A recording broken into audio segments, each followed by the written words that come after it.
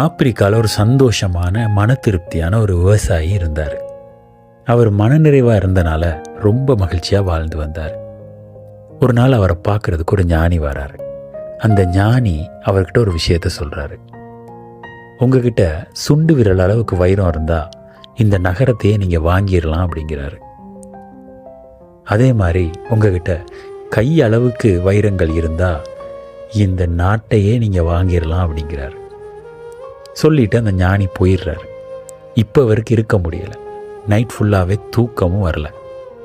எப்படி சரி இந்த வைரத்தை நான் கண்டுபிடிக்கணும், வைரங்களை நான் தேடணும் அப்படின்னு சொல்லி அவர் மைண்டில் ஓடிக்கிட்டே இருக்குது.